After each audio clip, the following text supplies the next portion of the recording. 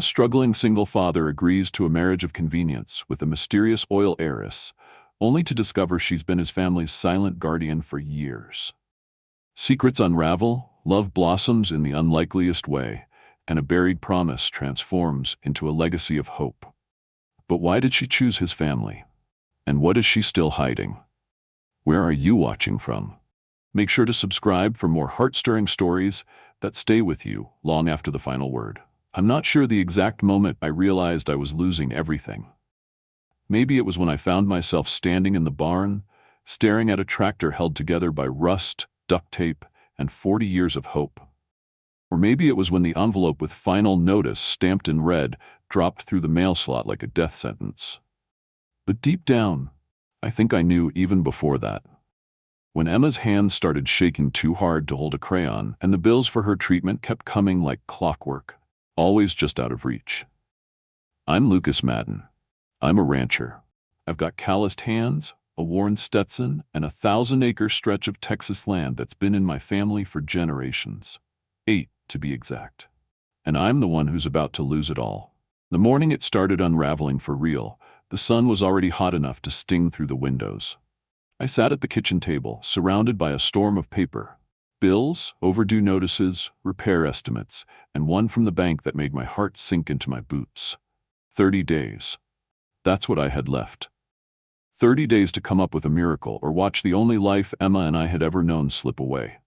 The ranch had been barely hanging on for years. The drought hadn't helped. 3 years of dry spells and dying grass turned healthy cattle into skin and bone liabilities. Our equipment was antique at best. Some of it my grandfather bought, and I'd kept it running with little more than baling wire and prayers. But that morning, even my prayers felt thin. Emma's drawings were still taped to the fridge, stick figures of her and me, a son with a big smiling face, and a crooked little barn that looked a lot like ours. She always drew us standing beside it, always together. I stared at it longer than I should have, then reached for my coffee, which had gone cold. Everything felt cold lately. A sound from the stairs caught my ear, slow footsteps, cautious and measured. Emma, 12 years old, and moving like someone 4 times her age. "Daddy," she called softly. "Can I come down for breakfast?" I shoved the papers into a folder and forced a smile. "Sure thing, baby. Just watch that 3rd step. It's still loose." She descended carefully, her small frame wrapped in an oversized sweatshirt. She tried to hide the way her hands trembled, but I saw it.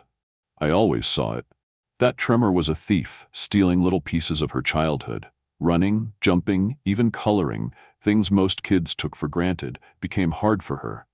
And I hated that there wasn't a damn thing I could do about it. "I made coffee," I said as she sat down at the table, "and we've got some of those strawberry Pop-Tarts you like. The ones Mrs. Fields brought over." Her eyes lit up. "The pink ones with sprinkles?" "Only the best for you," I said, trying to sound cheerful. Mrs. Fields was our neighbor, 80-something years old and sharp as a cactus. She always brought over extra groceries, but I knew better. She'd seen the condition of the barn. She knew. They all knew. While Emma nibbled at her Pop-Tart, I picked up the local paper out of habit. Most of it was bad news. Drought updates, another farm sold to developers, livestock auction prices plummeting. But something on the back page stopped me cold. An ad. A black-bordered ad that stood out from the clutter of classifieds and lost pet notices. Seeking ranch manager partner. Must have extensive agricultural experience. Unique opportunity. Discretion essential. Generous compensation. Inquire at Kensington Holdings, Suite 1900 Redstone Tower. I stared at it. Kensington Holdings. Everyone in the county knew that name. They had oil money, old money. The kind of money that never ran out. What would someone like Delilah Kensington want with a rundown cowboy like me? "Daddy?" Emma said, looking at me with those big eyes of hers. "You look weird." I blinked and shook my head. "Just thinking, sweetheart. Business stuff. Nothing to worry about." But I couldn't stop thinking about it. The ad practically burned a hole in the paper. Partner. Generous compensation. I'd tried everything else. Loans, second mortgages, even considered selling off parts of the land. But the ranch was in my blood. My family was buried in that soil. Emma was growing up on that land. I couldn't let it go without a fight. By the time I cleared our plates and refilled our coffee cups, I'd made up my mind. I was going to call. What did I have left to lose? Redstone Tower loomed like a glass cathedral when I pulled into the parking lot. My truck, a 1992 Ford with a cracked windshield and a bed full of feed bags, looked painfully out of place next to all the luxury sedans. I almost turned around right there. But then I thought of Emma, her latest medical report, the number $30,000 scribbled in bold red ink. So I straightened my shoulders, buttoned up my cleanest shirt, and walked inside. The receptionist didn't hide her surprise when I gave my name. "One moment, Mr. Madden," she said, suddenly much more polite. "Miss Kensington is expecting you. 18th floor." Expecting me? I hadn't even confirmed the appointment. The elevator ride was too quiet, giving me too much time to think. What kind of ranch job needed a skyscraper office? And what kind of oil heiress personally interviewed struggling cowboys? The office was intimidating. Wood-paneled walls, floor-to-ceiling windows, a desk that could have doubled as a boat dock. And behind it sat Delilah Kensington. She was older, silver-haired, but carried herself like royalty. Not the kind who smiled for cameras, but the kind who could walk into a war room and walk out in control. Her eyes were sharp. Her smile? Not unkind, but not careless either. "Mr. Madden," she said, standing. "Please, sit." Her voice was low and clear, the kind you didn't interrupt. I sat. "I've reviewed your situation," she said, folding her hands. "The Madden Ranch, 8 generations, barely solvent, equipment outdated, medical expenses for your daughter. Emma, yes?" I stiffened. "I didn't mention any of that in my application." "No," she replied with the faintest smile. "You didn't. But I did my homework. I make it a point to know what I'm investing in. You're here to invest in my ranch." "I'm here to propose a partnership," she said, rising and walking to the window. "But not the kind you're expecting. I'm not offering you a job, Mr. Madden." I frowned. "Then what are you offering?" She turned slowly, her gaze meeting mine. "I'm offering you a marriage." I stood so fast, the chair scraped against the floor. "I beg your pardon?" "Sit down," she said calmly, "and hear me out." And so I did. That's how I found myself, a broke rancher, being offered a legal marriage by a woman old enough to be my mother, but with enough money to save my ranch, my daughter's life, and maybe, just maybe, my soul. And all she wanted in return was the one thing I had left, my trust. I drove home from Redstone Tower with Delilah Kensington's business card burning a hole in my pocket. Her voice still echoed in my mind, calm, precise, impossible to ignore. "It's a practical arrangement, Mr. Madden. You need security. I need a partner, a marriage of mutual benefit." It wasn't just her offer that rattled me, it was the way she said it, like we were talking about fencing in a pasture or rotating crops. Not vows, not rings, not love. She didn't flinch, didn't smile, didn't try to soften it. It was all business. And yet, part of me respected the hell out of her for that. But I had Emma to think about. I couldn't make that kind of decision without her, not when the stakes were everything. So when I pulled up the long dirt road back to the ranch, I wasn't thinking about oil money or ranch upgrades. I was thinking about how to tell my daughter that her daddy might be getting married to a stranger. Emma was sitting on the porch swing, her sketch pad resting in her lap, bare feet tucked beneath her. Her long brown hair was tied back messily, and her oversized hoodie made her look even smaller than she was. But there was wisdom in her eyes, the kind that comes from pain most kids never have to understand. She looked up as I climbed the porch steps. "Did you talk to the job lady?" "Yeah," I said, sitting beside her. "I did." She studied me for a moment, her eyes searching. "Did she offer you the job?" I let out a breath and shook my head. "Not exactly. It's a little more complicated." Emma nodded slowly, the way she did when she was bracing herself for bad news. "Is it about the bills, Daddy?" My throat tightened. I looked away, watching the sunset bleed gold across the fields. "Sort of, but it's more than that." I told her everything, about Delilah, about the marriage proposal, about the money that could fix everything, her treatments, the ranch, the roof that leaked when it rained.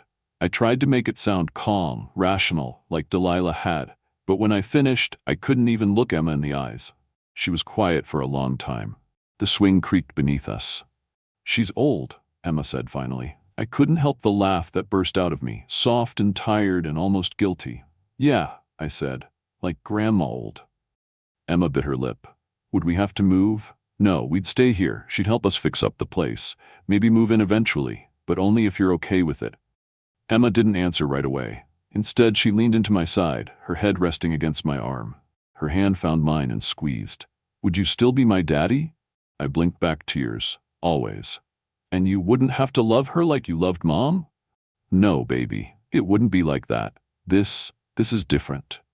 She thought for a moment more, then whispered, "Can I meet her first?" Relief crashed through me like a storm over dry land. I wrapped my arms around her and kissed the top of her head. "That's a real good idea." Delilah agreed to a quiet lunch at the Grand Hotel in town. A private dining room, just the three of us. Emma wore her best dress and kept adjusting the sleeves nervously. I wore my only blazer, the one I hadn't taken out of the closet since my wife's funeral. And I'll be honest, I wasn't sure what to expect. Delilah could be cold, businesslike, intimidating. But the woman who walked into that room wasn't the same one I'd met in her office. Delilah's silver hair caught the chandelier light like a halo. She wore a simple cream suit and carried herself with that same elegance. But when she saw Emma, something in her eyes softened. "You must be Emma," she said, sitting down across from her. "I've heard you're quite the artist." Emma's eyes widened. "Do you like to draw too?" "I used to," Delilah replied, smiling. "These days I mostly collect, but I'd love to show you my gallery sometime." I watched the way Delilah spoke to Emma, not with sugar or condescension, but with respect. She didn't flinch when Emma's hands trembled picking up her fork. She didn't look away when Emma had to switch to finger food.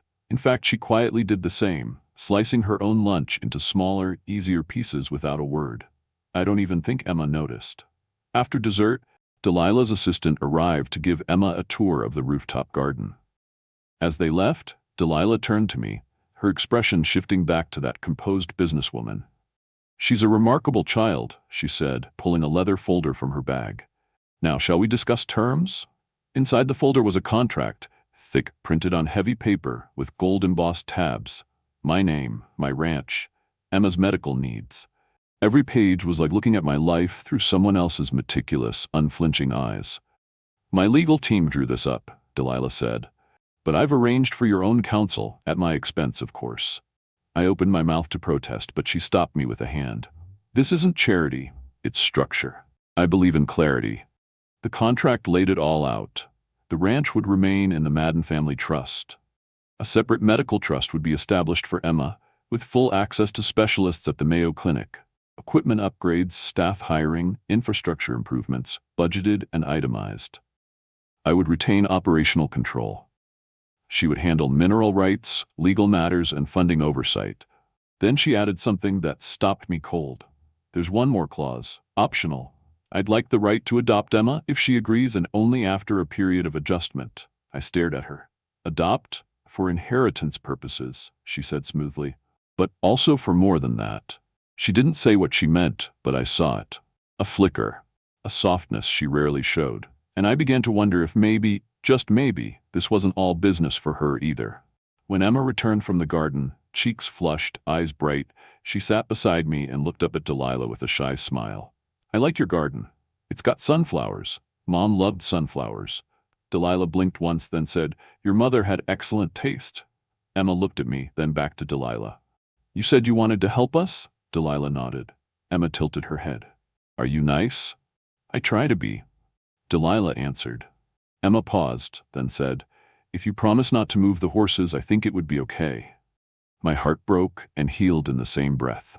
We drove home as the sky turned orange and the scent of sagebrush drifted on the wind. Emma sat in the back, humming to herself, and for the first time in years I felt something bloom deep in my chest. Hope. That night, after Emma went to bed, I sat alone on the porch, staring at the stars. I pulled Delilah's card from my wallet and turned it over in my hands. It still felt insane. But sometimes I thought, the best decisions in life are the ones that make no damn sense at all. I picked up the phone and dialed. "Miss Kensington," I said when she answered, "I'd like to talk about your proposal. But first, I'd like you to meet someone very important to me." The days that followed our lunch at the Grand Hotel passed in a kind of strange quiet.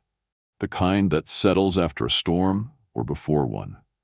Delilah Kensington had returned to the city to finalize legal matters with her team, and I'd stayed back at the ranch with Emma. She was stronger lately, Maybe from the promise of treatment, or maybe because something in her heart had started to feel safe again. It had been a long time since my little girl felt safe. Delilah and I talked on the phone a few times. Short, professional calls to confirm signatures, discuss timeframes, agree on what equipment upgrades would be prioritized first. Nothing personal. Nothing soft. It was all going according to the plan. But there were things happening I couldn't explain. Things that didn't fit into the contract or make sense on a spreadsheet. The first time I noticed it was in the barn. One of the ranch hands, Clyde, came up to me scratching his head. "Hey boss," he said, "you know that irrigation pump in the south pasture? The new one? What about it?" "Well," he drawled, "I just realized we never bought that, did we?" My brow furrowed. "We didn't." He shook his head. "Nope, showed up about 6 months ago. Invoice said it was part of an agricultural relief program. I figured you knew." I didn't. I checked the accounts that night. No charges, no payments, nothing. Just a neat little mystery tucked into our financial records. Then came the supplies. Boxes showed up on our doorstep. Heavy-duty livestock supplements, seed catalogs marked with handwritten notes and looping cursive, fencing materials we desperately needed. No return address. But always, always the exact things we needed before I even had time to realize we were running low. One night, I found Emma in her room, drawing at her desk. The tremors in her hands had been bad that week, and usually that meant frustration, tears, maybe even another doctor visit. But not this time. She was smiling. She turned to me, holding up a paintbrush, weighted, thick-handled, the kind designed for kids with motor disorders. "Look what came in the mail," she said. "No note, just the brushes. But these help, Daddy. They really help." I turned the brush over in my hand. I'd seen this model online when researching tools for her, but we couldn't afford them back then. Now they'd appeared, out of nowhere. "That's a lucky surprise," I said, even though I didn't believe it. Emma shrugged and went back to her painting, the brush steady in her grip. The colors flowed across the page, bright and sure. Her hand didn't shake once. By the end of the week, there were too many coincidences to ignore. I started poking around Delilah's study, the one we'd just converted for her at the ranch house while she prepared to transition her business affairs closer to the land. She insisted she needed a quiet place to review oil contracts and estate files, said she worked best around dirt and cattle. At first, I thought she was joking, but Delilah didn't joke. She just did things. One night while she was in Houston, I unlocked the study. I had no real intention of snooping. I just needed a quiet place to think. That's when I saw them. The papers, laid out across the desk, neatly organized, were medical files. Not current ones, old ones, from Emma's first diagnosis, from 3 years ago. They weren't copies either, they were originals. I recognized the way I'd signed my name back then, shaky with panic, tired from too many nights at the hospital. And there, written in smooth, elegant handwriting in the margins, were notes. Names of specialists, alternative treatments, circled phrases, stars drawn next to doctors we hadn't even discovered until recently. I stood there frozen, heart pounding. These files should have been locked in my desk drawer. Looking for something, I spun around. Delilah stood in the doorway, dressed in jeans and a chambray shirt like she belonged there, not like the oil baroness she was. My throat tightened. "How long have you had these?" She didn't flinch. "Since before the wedding." "Years, actually." I stared at her. "Why?" She stepped into the room slowly, her voice low. "We should talk, but not here, not tonight. That's not good enough." "I know," she said, "but there are things you need to understand before I can explain it all. Things about your mother, about promises I made." My fists clenched. "You've been watching us?" "Yes. Helping us in secret." She nodded once. "Why? Why not just tell me?" Her eyes met mine, and for the first time they weren't full of strategy or precision. They were soft, tired, full of something closer to guilt than pride. "Because I wasn't ready for you to know," she whispered. "Because if you knew too soon, you might push me away before I could make things right." She left me standing there in the silence. The next day I drove to town and visited my old friend, Ben Navarro. We'd been best friends in high school before he left to become a private investigator in Dallas. He owed me a favor. I called it in. Within a week, Ben came back with more than I could have prepared for. Delilah Kensington wasn't born Kensington. Her real name was Delilah Grace Montgomery. Her father had been a mechanic in El Paso. Her mother died young. She'd worked her way up from nothing. Boarding school, then business school, then oil leases, mergers, empires. A self-made legend. But more importantly, she'd gone to boarding school with someone else. Margaret Brennan. My mother. Ben pulled up a yearbook photo, two teenage girls, arms slung around each other, laughing like they hadn't a care in the world. Margaret Brennan and Delilah Montgomery. Roommates, scholarship students, best friends. You're telling me they knew each other? I asked, barely believing it. Not just knew each other, Ben said. Your mom made Delilah the trustee on a life insurance policy. No, I said. My dad told me there wasn't one. We had nothing when she died. She kept it quiet, arranged it herself, left it in Delilah's care. Ben turned the laptop to show me the proof. Transfer records, the creation of a small foundation, the MB Legacy Trust. I swallowed hard.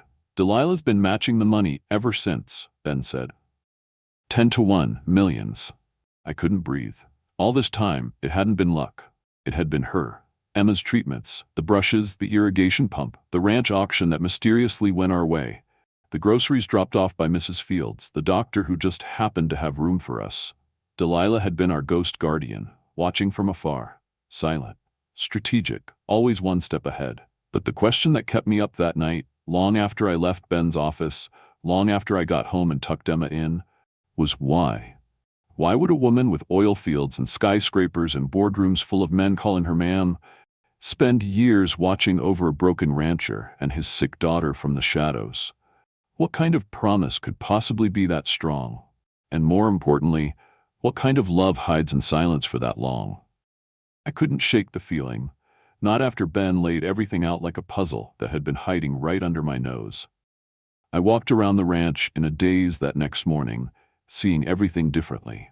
Every fence post, every bale of hay, every carefully timed blessing that had appeared when we needed it most, it all felt like the echo of someone else's hands. Hands that had been holding us up long before we ever knew they were there. But still, I needed more. I needed the whole truth. And Delilah, she wasn't offering it freely.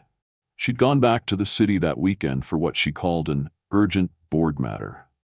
But I didn't believe it. Not after what I'd found in her study. Not after seeing my mother's name on trust paperwork she'd never spoken about. I figured if she wouldn't tell me willingly, I'd just have to keep digging. I waited until Emma was asleep and Delilah's side of the house was locked up tight. Then I slipped into her study again, this time without guilt. The desk was clean, but the bookshelf caught my eye. Second shelf from the bottom, tucked between business journals and oil industry reports, was a battered leather album. It wasn't labeled, just a worn spine and dog-eared corners. I opened it, and the breath left my lungs. Photographs. Dozens of them. Not just business meetings or ribbon cuttings. These were personal. Intimate. Some were old black and whites of my mother and Delilah as girls, riding horses together, studying in dorm rooms, dancing barefoot in a field I recognized as one of ours. And then, newer ones. Photos of me at 16, leading a calf across the county fair stage. Me at 20, holding Emma the day she was born. A grainy image of me baling hay with Clyde and the boys. Another of Emma at her first school play. And in every frame, always in the background, if you looked close enough, a figure. Silver hair, a long coat, sunglasses, always watching, never seen. She hadn't just been helping, she'd been watching us for years. Then I saw it, a folded piece of paper tucked between two photos. I opened it carefully, and there was the familiar curve of my mother's handwriting. My heart squeezed before I even read the first line. Dearest Delilah, if you're reading this, it means I'm gone. It means the cancer won, but I'm not afraid. Because I know you. I know you'll keep your promise. Watch over Lucas. Watch over the land. You always had a better head for numbers than I did. He's stubborn. Lord, he gets that from his father, but he's good. So good. And if he ever has a child, help them when they need it. Protect them the way I can't. You once told me love is something you do in silence. I didn't understand it then, but I do now. If love is watching, then I know my child will never be alone. Thank you for being my sister in everything but blood. Now be his angel. All my love, Margaret. I sat there for a long time holding that letter. The kind of silence that fills you so completely it hums in your bones. I thought about all the nights I'd cursed God for not helping, all the times I'd asked, why now? Why us? And all along, there had been someone moving mountains quietly, faithfully, behind the scenes. Delilah didn't just stumble into our lives. She'd been assigned to us. Chosen. When she returned the next day, I was waiting. She walked into the ranch house like she always did. Composed, efficient, immune to the dust and creaks of old wood. She took off her gloves and looked at me, sensing something different. "You've been in the study," she said softly. I nodded. "And I know. About you and my mother. About the promise." Delilah didn't sit. She stood in front of the hearth, hands clasped. Her jaw was tight, her eyes unreadable. "I should have told you sooner," she said, "but I wasn't sure when the right time would be." "There never was one," I replied, "but I need to hear it. All of it. No more pieces."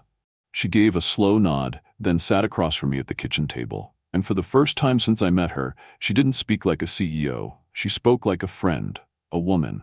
"I met your mother when we were both 13, she began. "We were the only scholarship girls at St. Germain's. She was from a ranching family in Blanco County.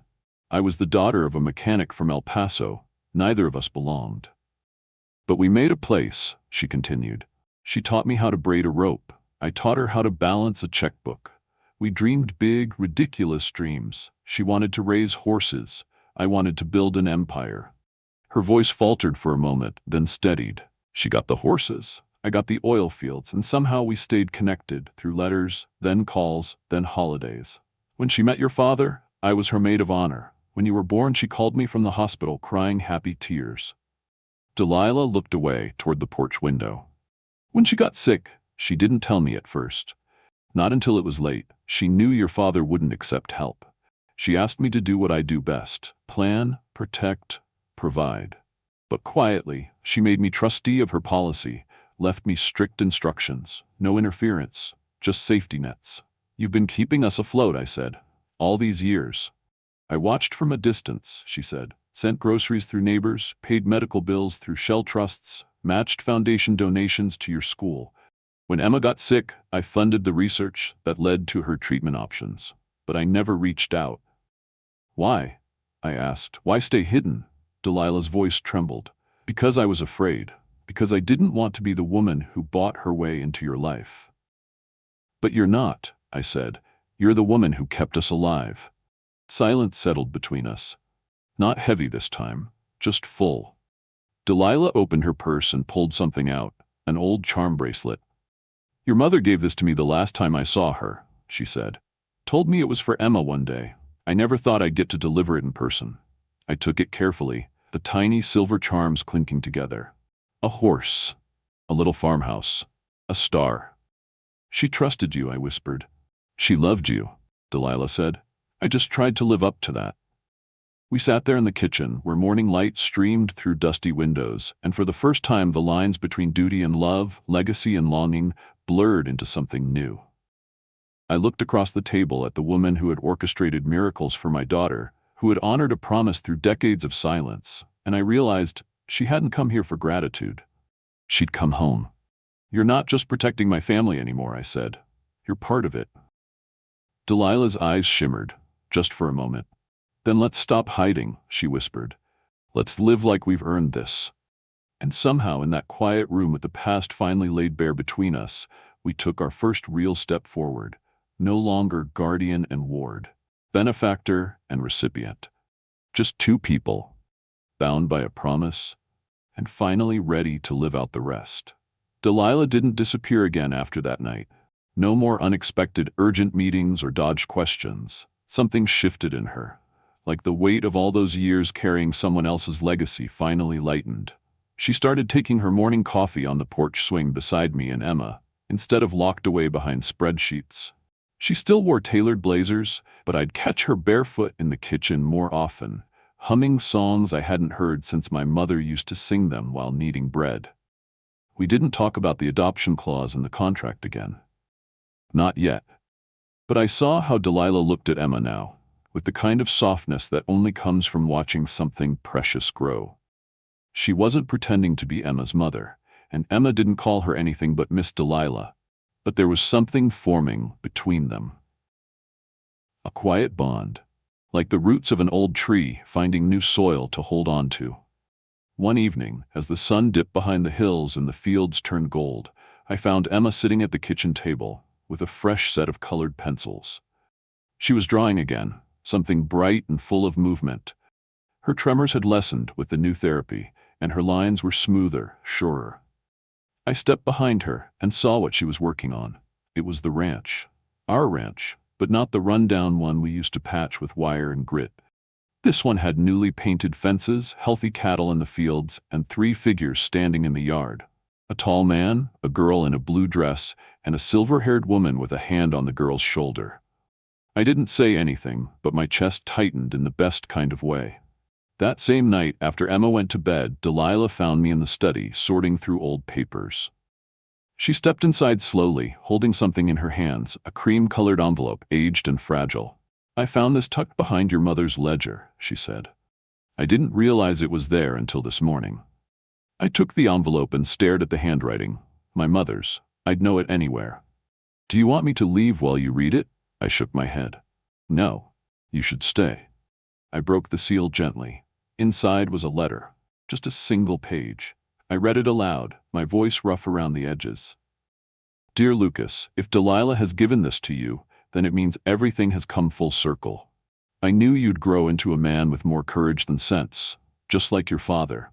And I also knew you'd need help one day, even if you didn't know how to ask for it. That's why I asked Delilah to watch over you. She doesn't like attention, but she's loyal, and she loves deeper than most people know how to. You don't owe her anything. But if your heart tells you there's more to this than promises and papers, then follow it.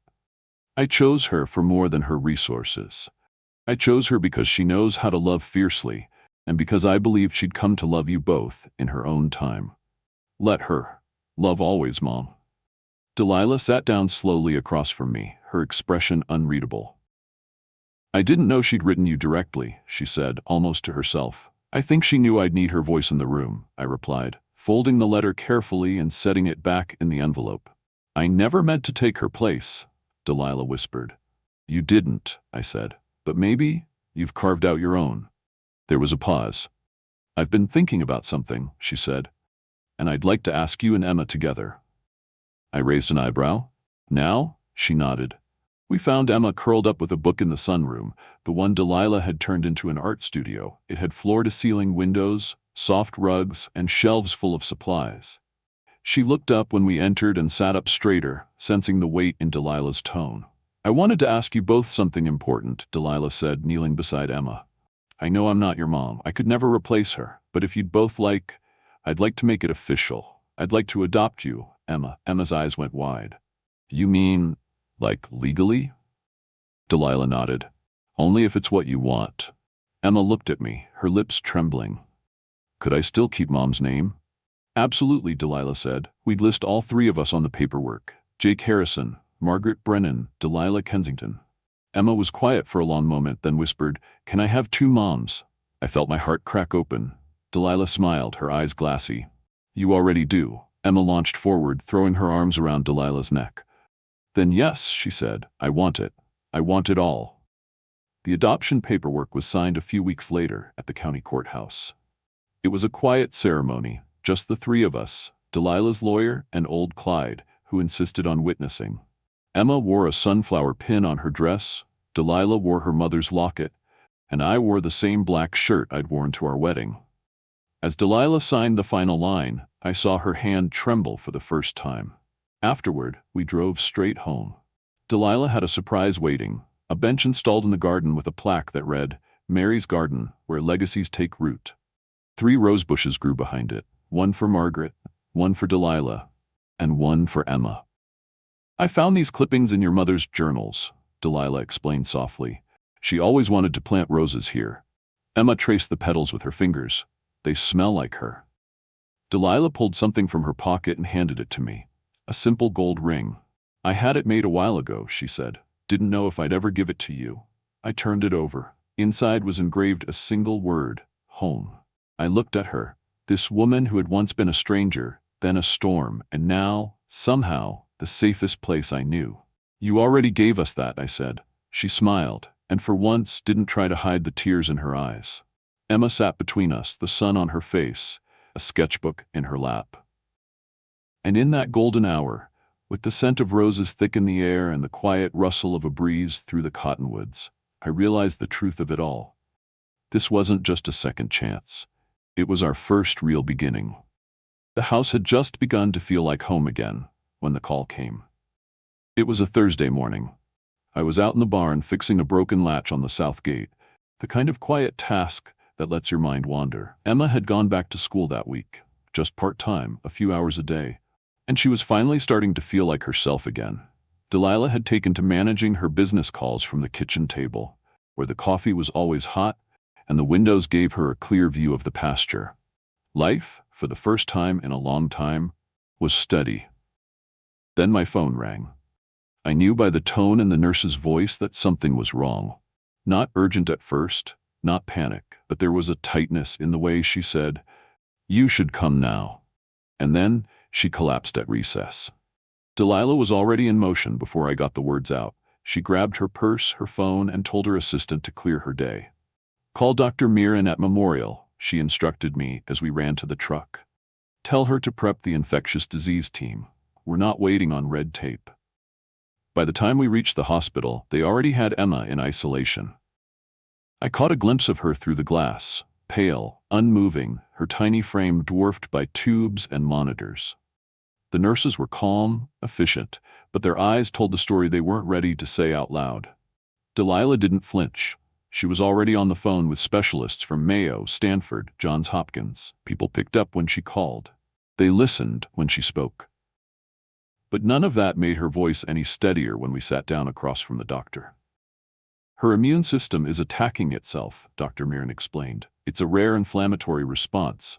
The tremors were a symptom, not the core issue, and now her body's rejecting the latest treatment protocol." "Is there anything we can do?" I asked. "There's an experimental therapy," the doctor said. "It's still in early stages. We've had promising results, but there are risks." Delilah's hand found mine. Her grip was tight, tighter than I'd ever felt from her. "Tell us," she said. "The treatment involves a full reset of her immune system. We'd have to suppress it almost completely before introducing the new medication. The side effects are significant. The risk of infection is dangerously high." My stomach dropped. "How long do we have to decide?" "A few hours at most," Dr. Mirren said gently. "Her condition is deteriorating quickly." Delilah thanked her, then led me into a small side room, somewhere quiet, with a window overlooking the garden courtyard. "I don't know what to do," I whispered. "What if we make the wrong choice?" Delilah stood by the window for a long moment before turning back to me. Her eyes were glassy but clear. "Your mother trusted me with your family," she said quietly. "She didn't ask me to step in when it was easy. She asked me to be the one who would make the hard calls when no one else could. I failed her once, Jake. I can't fail her again." "You didn't fail her," I said. "You kept every promise she made you keep." Her voice cracked for the first time since I'd met her.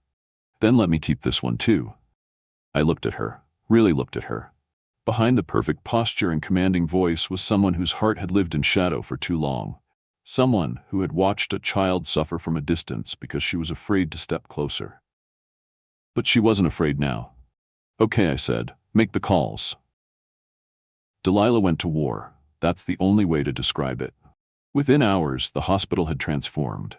A sterile suite was prepped for us to live in. Infectious disease experts arrived from across 3 states. Equipment I'd never seen before rolled in under the cover of night. Delilah coordinated everything. She moved through the hospital like a general, never shouting, never panicking, but commanding every room with quiet authority. I stayed at Emma's side. She didn't wake much that first day. Her skin was hot and clammy, her breaths shallow. I read her old bedtime stories, even though I wasn't sure if she could hear me. Delilah came in each night to sit with us, brushing Emma's hair back from her face, whispering things I couldn't quite make out. I think she was praying, or maybe making promises. On the 5th day, her fever broke. On the 7th, she opened her eyes, and on the 8th, she whispered, "Mom?" Delilah froze. I saw the way her shoulders stiffened, like she couldn't believe she'd heard it right. Emma reached for her hand. "I knew you'd fix it," she said sleepily. Delilah let out a sound I'd never heard before, half sob, half laugh, and kissed her forehead. The doctors were cautiously optimistic. The scans showed the new treatment was working. The inflammation was receding, the tremors were almost gone. We stayed in that hospital for 2 more weeks. During that time, Delilah never once returned to the office. She signed contracts from a tablet in the corner of the suite. She took conference calls in the hallway. But her world had narrowed to one point: Emma's recovery. One night, after Emma had fallen asleep, I found Delilah in the kitchenette crushing pills into applesauce. She moved slowly, her hands shaking just enough to give her away. "The nurses can do that," I said gently. "I need to do it," she replied. "I need to be useful, not just write checks." "You've done more than that." "I've tried," she said, setting the spoon down. "But there's a difference between trying and being there. I wasn't there for her for years, Jake. Not really." I stepped closer. "You've been her mother in every way that matters." Her eyes welled. "But I wasn't sure if I ever could be." I touched her hand, steadied it. "She called you Mom." Delilah nodded. "And it scared me because I realized how much I wanted that, how much I needed it." "Then take it," I said. "You've earned it." She looked at me like she wasn't sure I meant it. So I said what I hadn't said before. "I love you." Delilah's breath caught. "You don't have to say that." "I do," I said, "because it's true. Not just because of what you've done for Emma, but because of who you are. You've spent your life giving everything to everyone else. It's time someone gave back." Her arms went around me before I could finish. The kiss we shared wasn't dramatic or sweeping. It was quiet, real, like the closing of a circle that had been open for far too long. From the doorway came a small voice. "Finally." We turned and saw Emma standing there in her fuzzy socks and hospital robe, arms crossed, smiling like she'd seen the end of the story long before we had. "I was wondering when you two were going to figure it out," she said. Delilah laughed, tears falling freely now. "When did you get so wise?" Emma shrugged. "Must be good genes. Or maybe just good love." That night, we didn't talk about adoption paperwork or contracts. We just curled up on the couch, the 3 of us, watching the lights of the city flicker beyond the hospital window. For the first time in a long time, everything felt still. Everything felt whole. When Emma was cleared to go home, the hospital felt reluctant to let her go. The nurses hugged her twice, and Dr. Mirren personally wheeled her to the elevator. Even the cafeteria staff had grown attached. One of them slipped her an extra pudding cup and said, "Don't be a stranger, sweetheart." The ride home was quiet. Not because there was nothing to say, but because everything had changed. Emma sat in the back seat, sketching something in her notepad with steady hands. Delilah sat beside me in the front, her gaze fixed out the window, the sun casting golden light over her profile. I reached over and held her hand, and she laced her fingers through mine like she'd done it forever. When we pulled up to the ranch, Emma looked at the old porch and smiled. "It smells like home again," she said. And it did. The air was thick with fresh hay, warm earth, and the sweetness of the roses blooming in the garden behind the house. We helped Emma inside, and she paused in the entryway, staring at something. There, on the wall above the fireplace, was her most recent drawing, framed and hung. 3 figures stood beneath a wide Texas sky: a man with calloused hands, a silver-haired woman with kind eyes, and a girl holding both their hands. "I thought it should go here," Delilah said softly. Emma nodded. "It's perfect." In the days that followed, we slipped into a rhythm that didn't feel new anymore. It felt earned. Delilah had a way of weaving herself into our lives without pushing. She'd wake early and handle business calls with one AirPod in, barefoot in the kitchen while scrambling eggs with the other hand. I'd return from morning rounds to find her reviewing cattle rotation plans, asking old Clyde questions that made his eyebrows twitch before he muttered, "Huh, guess that makes sense." Emma flourished under Delilah's attention, not just the structured kind, though she still tracked her medications with precision and ensured her therapy stayed on schedule, but the kind that came from being truly seen. They'd spend afternoons in the sunroom painting together. Delilah would guide Emma's hand when it trembled, not with correction, but with encouragement. "It's okay to shake," she'd say. "The important part is that you keep creating." It was during one of those quiet evenings just after dinner when Delilah pulled out a small set of documents from the study drawer and placed them gently on the table in front of me. "She's ready," she said, "and I think I am too." It was the adoption paperwork, official this time, completed, notarized, and waiting for one final conversation. We sat Emma down that night on the porch swing, the same one where I'd first told her about the strange woman who wanted to help us. She sat between us now, stronger than she'd been in years. Delilah cleared her throat. "Emma, there's something we'd like to ask you. No pressure, only if you want it." Emma looked at the folder, then back at Delilah. "You want to adopt me," she said. Delilah's face softened. "Only if that's what you want too." Emma blinked, then asked the one question I hadn't expected. "Will it make Mom sad?" Delilah took her hand. "I think your mom would be proud. She chose me to look after you, but she never wanted me to replace her, just to make sure you were loved." Emma was quiet for a moment, then she smiled. "I think I've always had two moms, I just didn't know it until now." We held the adoption ceremony in the courthouse again, nothing grand, just family. Clyde came, of course. Dr. Mirren drove in from the city, saying she had business nearby, but we all knew the truth. Even Mrs. Watkins, Emma's favorite teacher, showed up with a bouquet of hand-picked wildflowers. The judge was a woman in her 60s, with kind eyes and a no-nonsense tone. "Do you, Delilah Kensington, understand the responsibilities and commitments of adopting Emma Grace Madden?" Delilah looked at Emma, who was holding both our hands, and answered, "I've loved her since before she ever called me anything. I'll love her for the rest of my life." After the paperwork was signed, Emma whispered, "Can we go home now? I want to show you the surprise." She led us to the garden, where the roses had grown wild and full. Behind them, tucked beneath the oak tree, was a new addition, a hand-painted sign that read, "Mary's Garden, where love grows from promises kept." Below it were 3 small plaques: Margaret's legacy, Delilah's promise, Emma's strength. Delilah knelt beside the plaques, her fingers tracing the words. She didn't say anything for a long while. Then she turned to Emma. "Did you do all this?" Emma nodded. "Dad helped, Pete too.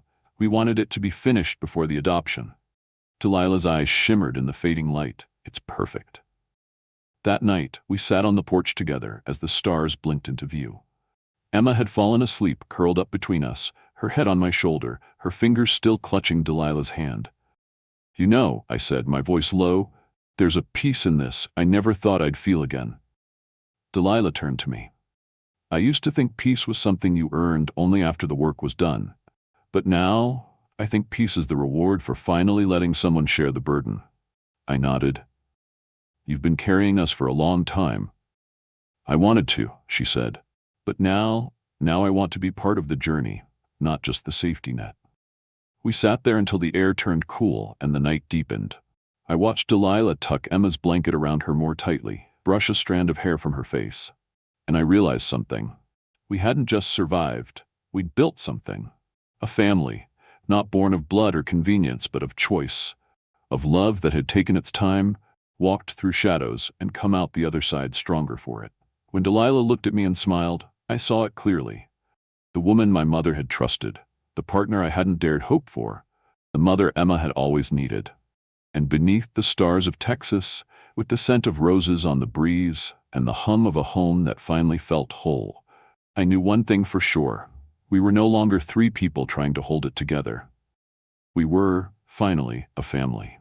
Spring came early that year. The ranch bloomed in a way I'd never seen before, wildflowers bursting along the fence lines, the fields stretching green and full beneath an open blue sky. The cattle were strong, the land fertile again, and the mornings carried a crispness that made everything feel new. There was laughter in the house, too. Real, unguarded laughter. The kind that used to feel like a memory but had slowly become a rhythm in our daily lives. One morning, I found Delilah in the garden, kneeling beside the rose bushes we'd planted in Mary's garden. She wore gardening gloves now, not white ones made for boardrooms, but worn leather ones with dirt under the seams. Her hands had become rougher, her movements slower, but purposeful. She was humming something soft as she worked, and for a moment I didn't move. I just watched her. The woman who once stood behind mirrored office towers was now carefully tending my mother's roses. Your mother was quite the botanist, she said, without turning around. I found more of her notes in the safe last week. She had a theory about soil rotation I'd like to try near the west pasture.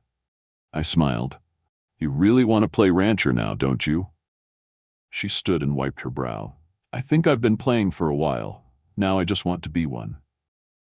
Emma joined us with a watering can, her steps lighter than they'd been in years. Her hands, though not completely steady, had found confidence again. She bent down between us, pouring water over a patch of newly sprouted lilies, then looked up with that grin that could melt granite. I got into the community art show, she said proudly. They're hanging my Guardian series in the town hall. Delilah's face lit up. That's wonderful, sweetheart. Do I get a tour before the opening?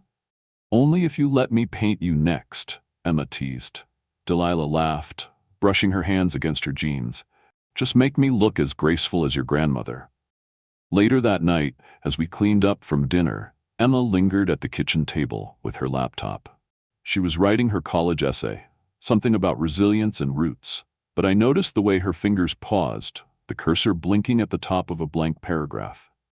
What's on your mind? I asked. She looked at both of us, me, then Delilah.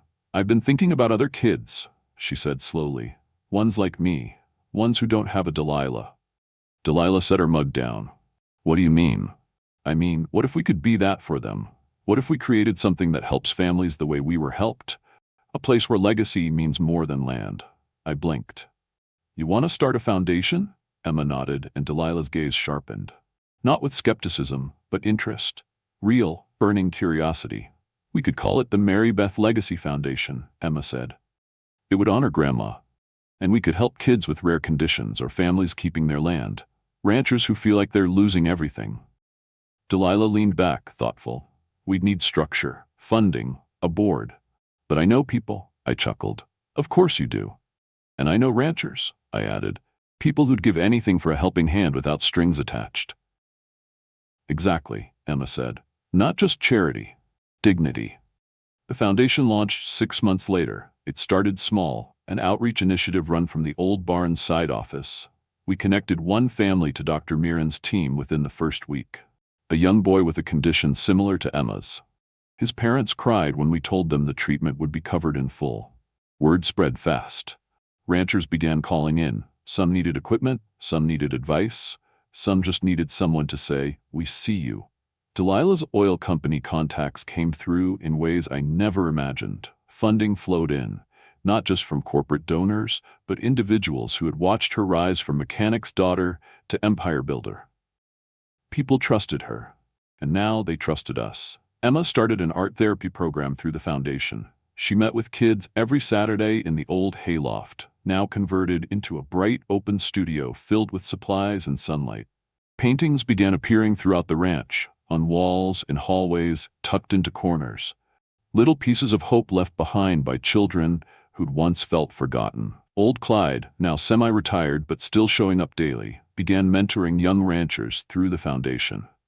He taught them how to work the land with pride and patience, mixing old traditions with new techniques. And every afternoon, Delilah and I would sit on the porch swing, watching it all unfold.